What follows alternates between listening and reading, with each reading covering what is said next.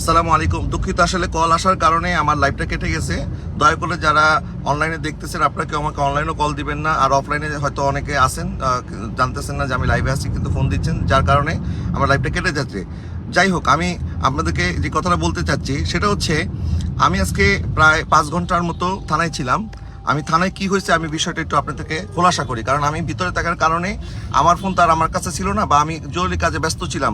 তো বাইরে কি হচ্ছে না হচ্ছে, কে কি লিখতেছে না লিখতেছে, এটা তো আর আমার পক্ষে দেখা সম্ভব না। যার কারণে আমি বের হয়ে যখন দেখলাম যে আসলে বিভিন্ন ধরনের প্রোপাগান্ডা রিউমার ছড়ানো হয়েছে এই কয়েক ঘন্টার মধ্যে, অথবা কেউ হয়তো আধা সত্য লেখছেন, অথবা যেটা বললে ভাইরাল হবে, অনেকে এই টাইপের কিছু কথাবার্তা লেখছেন যেটা আসলে আমাদেরকে বিপদে ফেলতে পারে। সেই জন্য আমি আপনাদেরকে বলবো, এই ধরনের কাজ যারা করছে তারা হয়তো অতি আবেগী, অথবা নয়তো আমাদের কোনো দুশ্মন পক্ষ হবে। এবং রইসুদ্দিনের হত্যাকাণ্ডের সুষ্ঠু বিচারের দাবিতে যেভাবে কাজ করা দরকার আমরা তো করতেছি, কিন্তু যারা আমাদের কাজে বাধা সৃষ্টি করতেছেন, আমাদেরকে নিয়ে রিউমার ছড়াচ্ছেন, যেমন একটা রিউমার ছড়ানো হয়েছে যে আমাদেরকে থানায় অবরুদ্ধ করে রাখা হয়েছে। আমাদেরকে কে অবরুদ্ধ করেছে? এই কথাটা কেন ছড়ানো হয়েছে? কারা ছড়াইলো? না জেনে কেন ছড়ানো হয়েছে? আমি যখন থানায় ওসির সাথে এডিসির সাথে কথা বলছিলাম, এডিসির সাথে আমার যা কথা হয়েছে, এডিসি আমাকে কোনো জিনিসের সদুত্তর দিতে পারে নাই। আমি যাই বলছিলাম এডিসি আমাকে বলতেছে আমরা তদন্ত করে দেখব। তা আমার কথা হচ্ছে, তদন্ত করে আপনারা কখন দেখবেন? আমাদেরকে একটা সময় বলে দেন যে আমাকে উনি বলতেছেন যে এটা 1 ঘন্টাও লাগতে পারে বা সারা রাত লেগে যেতে পারে। তো আমার তার কাছে প্রশ্ন হচ্ছে যে রইসুদ্দিনকে কালকে গ্রেফতার করার সময় আপনাদের হাতে সময় ছিল না, আর এখন এত সময় আপনাদের হাতে কোত্থেকে চলে আসলো? তো উনি কোনো যখন সদুত্তর ওইভাবে দিতে পারছিলেন না, তো তখন আমরা বললাম ঠিক আছে, উনি বললেন আমাদেরকে সময় দেন। আমরা বললাম ঠিক আছে, আপনি যতক্ষণ সময় চান আমরা দিলাম, আমরা এখানে বসলাম, আপনি কাজ করেন, আপনার যেভাবে কাজ করা দরকার আপনি কাজ করেন, কিন্তু মামলা যতক্ষণ রুজু না হবে এবং আপনারা যতক্ষণ কোনো দৃশ্যমান কোনো পদক্ষেপ না নেবেন ততক্ষণ পর্যন্ত আমরা এই জায়গা ছেড়ে যাব না। পরবর্তীতে দেখলাম যে কিছুক্ষণ পর পুলিশের ডিসি আসছেন আমাদের সাথে কথা বলার জন্য।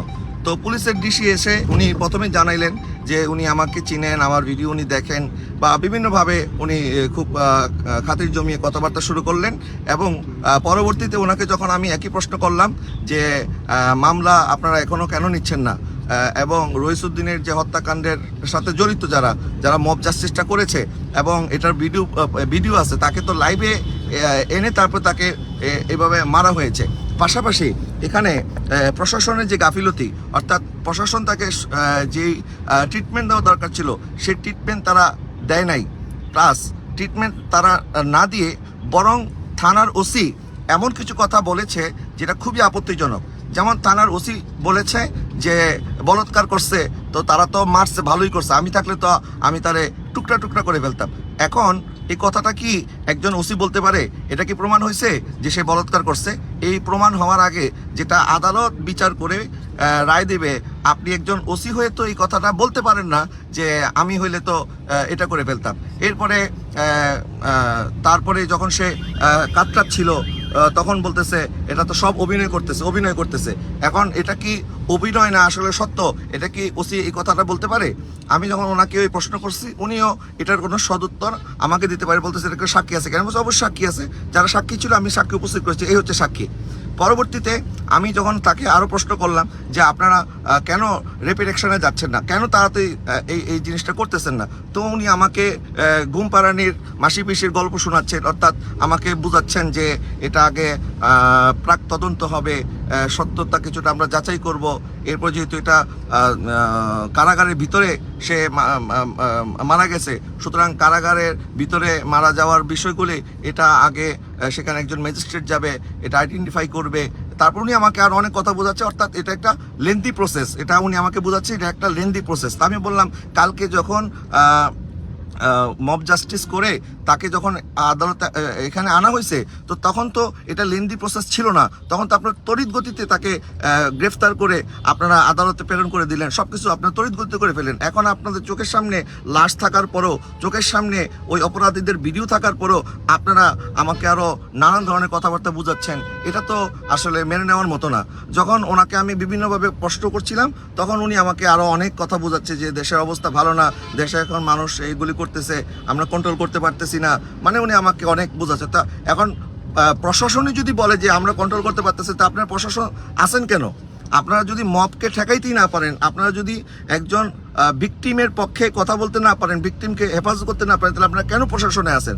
তো অনেক কথা যখন আমি ডিসি সাহেবকে বলছিলাম, তখন উনি অনেক কথাবার্তার ফাঁকে এর মধ্যে বাইরে থেকে বহিরাগত কিছু মানুষ আমাদের সেই সভাকক্ষে তারা ঢুকেছে। তা আমি হয়তো ভেবেছিলাম যে হয়তো বা তারা ডিসির সাথে আলাদা কোনো মিটিং করার জন্য এখানে ঢুকেছে, কিন্তু আমি দেখলাম যে ডিসি যখন আমাদের প্রশ্নের উত্তর দিতে পারছিল না, ডিসি তখন তাদের দিকে থ্রু করতেছে যে আপনারাই বলেন যে আসলে কি। তখন তারা বলতেছে যে ডিসি সাহেব তো ঠিকই বলছে, এগুলি তো সময়ের ব্যাপার, আপনারা এত তাড়াহুড়া কেন করতেছেন, ওনাকে সময় দিতে হবে, মারা গেছে, তারপরে এখন তার কি বলে ময়না তদন্ত হয়েছে, এটার রিপোর্ট আসবে, এরপরে তো রিপোর্ট তো আসবে 2 মাস পর। তা আমি বললাম 2 মাস পরে রিপোর্ট আসবে, আপনি আমাকে এই গল্প শোনাচ্ছেন? তো রইসুদ্দিনের বিরুদ্ধে 2 মাস আগের একটা বলৎকারের যেই অভিযোগ আনা হয়েছে, তো থানার ওসি কি বলছে যে 2 মাস আগে যে বলৎকার হয়েছে, তো সেটার প্রমাণ কি, এভিডেন্স কি, ডিএনএ টেস্ট রিপোর্ট নিয়ে আসো যে আসলে কি সত্য হয়েছে কিনা, তারপর আমরা গ্রেফতার করবো। ওসি সাহেব কি কথাগুলি বলেছিল? ওসি সাহেব থেকে কথা না বলে সাথে সাথে গ্রেফতার করেছে। তো এখন কেন আপনারা এত আমাদেরকে হাইকোর্ট দেখাচ্ছেন? এই কথা বলার পরে তারাও উত্তেজিত হয়ে গেল। উত্তেজিত হয়ে মানে তারা বুঝাচ্ছে যে তারা প্রশাসনের পক্ষে, তারা প্রশাসনকে ডিফেন্স করতেছে। আরে ভাই, আমরা তো প্রশাসনের বিরুদ্ধে না, আমরা ইনজাস্টিসের বিরুদ্ধে, আমরা অন্যায়ের বিরুদ্ধে, আমরা জালেমের বিরুদ্ধে। এখানে তারা দেখা গেল যে ওই বহিরাগত যারা উপস্থিত হয়েছিল তারা একটা হট্টগোল পাকাইলো, হট্টগোল পাকাইয়া তখন আবার ডিসি সাহেব আমাকে সেভ করলেন যে আপনি সম্মানিত মানুষ, ঠিক আছে, আপনি যেটা বলছেন আমরা আপনাদের কাছ থেকে শিখবো, এই করবো সেই করবো। উনি আমাকে আরও অনেক ধরনের সুন্দর সুন্দর কথা বলে, তখন আমি আসলে বুঝতে পারলাম যে এখানে আসলে কথা বলে কোনো ফায়দা নাই। কারণ উনিও আমাকে বলেছে যে দেখেন হুজুর, যদি ওসির বিরুদ্ধে কোনো অভিযোগ থাকে তাহলে ওসির উপরে তো অনেকে আছে, বা তার উপরে আছে, তার উপরে আছে, তার উপরে আছে, তো আপনাদেরকে ওইভাবে অভিযোগ দিতে হবে, তাহলে তারা প্রশাসনিকভাবে সেই ব্যবস্থাটা নিবে। এবং আরেকটা যেটা কথা হচ্ছে যে প্রশাসন নিজেই যখন আপনার অপরাধীদের কাতারে চলে আসে, এখন প্রশাসন তো আর নিজের দোষ নিজে স্বীকার করবে না, বা নিজেদের নামে তো তারা মামলা নিবে না, এটা তো স্বাভাবিক। তো এখন পুলিশ হেফাজতে অথবা পুলিশের কোনো অবহেলায়, দায়িত্ব অবহেলার কারণে যদি কোনো রোগী মারা যায়, তাহলে কোনো আসামি মারা যায়, বা কোনো এই ধরনের ভিকটিম যদি মারা যায়, তাহলে সেক্ষেত্রে কি আইন আছে সেটা তো আমরা জানি। সুতরাং যদি থানা মামলা নিয়ে নেয় নাই বা মামলা নেবে না, এই কথা বলার সময় এখনো আসে নাই। যারা এই কথা বলতেছেন যে প্রশাসন মামলা নেয় নাই, এই কথাটা বলার সময় এখনো আসে নাই। যারা এই কথাটা বলতেছেন সম্পূর্ণ আপনারা ভুল মেসেজ দিচ্ছেন জাতিকে। প্রশাসন আমাদেরকে প্রসেসিং দেখিয়ে দিয়েছে, প্রসিডিওরের কথা বলেছে যে আমরা এই প্রসিডিওর ফলো করে আমাদেরকে মামলাটা নেওয়ার জন্য যতটুকু সময় দেওয়া দরকার আপনারা আমাদেরকে সেই সময়টা দেন। তা আমি তাকে বললাম যে সেই সময়টা কতটুকু সেটা আপনারা বলেন। সেটা তারা কোনো সদুত্তর দেয় নাই, বরং তারা মানে যেই কথাবার্তা আমাদেরকে বোঝাচ্ছে, আমার কাছে মনে হচ্ছে এটা একটা মানে গড়িমসি তারা করতেছে, অথবা এটা একটা তারা লং প্রসেস, তারা এটাকে মানে আস্তে আস্তে প্রশমিত। কারণ আজকে কালকে যখন চলে যাবে, মানুষের আবেগ অনুভূতি কমে যাবে, তখন তারা হয়তো অনেকে ভুলে যাবে, তখন তারা এটা যেমনি খুশি তেমনি এটা করবে। এই ধরনের একটা কিছু আমার তাদের কথাবার্তায় মনে হয়েছে। তো এখন তারা যদি গড়িমসি করে, তাহলে তাদের উপরেও তো আইনের আশ্রয় নেওয়ার মতো আরও জায়গা আছে। তো সেই জায়গাগুলি কোথায়, আমরা সেই আইনি প্রক্রিয়া ইনশাল্লাহ আমরা আগাবো। পাশাপাশি আমি দেখলাম যে আমার আশেপাশেও কিছু মানুষ এসে জড়ো হয়ে গেলেন। আমার কাছে তাদের আচার আচরণ, তাদের কথাবার্তা এবং তাদের ফেসবুকের স্ট্যাটাস যথেষ্ট সন্দেহজনক মনে হয়েছে। দেখেন, এখানে কি কি বলে, রইসুদ্দিনের সাথে যে ঘটনাটা ঘটেছে, তাকে বলৎকারের অপবাদ দিয়ে তাকে যে এবার টর্চার করা হয়েছে এবং তাকে মারা হয়েছে, এটার সাথে কে জড়িত, এটা তো তদন্ত সাপেক্ষ ব্যাপার। এর কি আমি এক কথায় বলে দিতে পারবো যে এটা অমুক অমুক জড়িত? এখন আমি যদি বলে দিই, ডাইরেক্ট বলে দিই যে এটার সাথে অমুক জড়িত, আসলে যদি পরে প্রমাণিত হয় যে সে জড়িত না, তখন আমি ফেসে যাব না?